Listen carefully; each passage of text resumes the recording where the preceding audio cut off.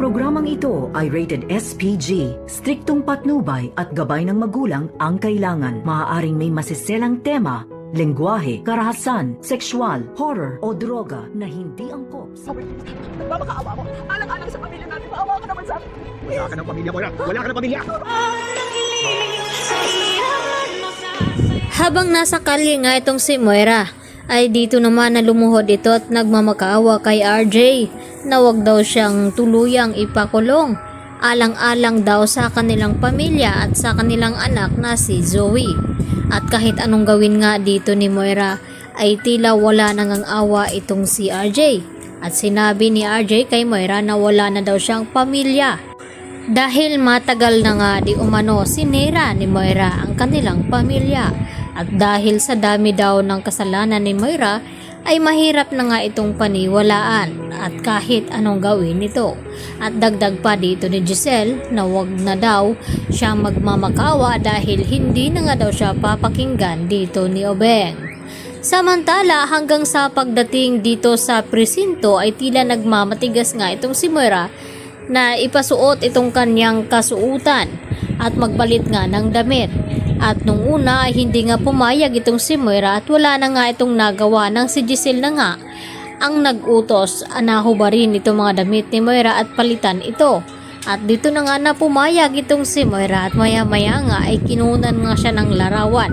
Subalit ay hindi nga nasiyahan itong si Giselle ay lumapit ito at tinanggal itong wig na buhok ni Moira dahil hindi naman daw ito ang kanyang tunay na buhok.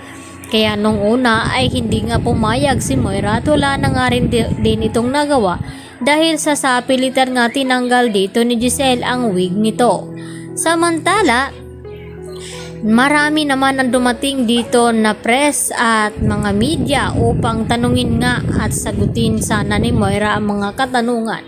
Subalit wala nang nagawa pa ang mga ito dahil hinarang na nga dito nila RJ at Giselle na sana ay intindihin nila muna dahil ngayon ay kinakailangan na ngang maipasok itong si Moira sa isang silda. At dito nga na binalaan ni Giselle itong mga kapulisan na wag daw magpapadala sa mga drama dito ni Moira, baka maawa ito at makatakas na naman muli itong si Moira dahil magaling nga itong magmanipula at magpapaawa sa kanila. At dito naman na sinabi ni Aling Susan na matigas daw talaga itong si Moira at tiyak na makakahanap daw siya ng katapat sa loob na mas matigas pa sa kanya. At dito naman na naalala ni Aling Susan itong kanyang kaibigan noon na si Mildred. At ito ang makakatapat ni Moira sa loob at bantay sarado siya nito at dahil kay Mildred ay mahihirapan na magiging maayos ang kalagayan dito ni Moira sa loob. At tila nagustuhan naman ni Giselle itong mga sinabi ni Aling Susan na may kaibigan nga siya dito sa loob ng kulungan.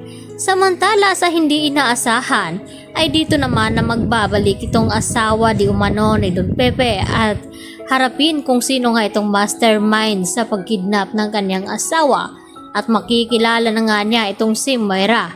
At siya na nga mismo ang gagawa ng hakbang upang mabulok itong si Moira sa kulungan.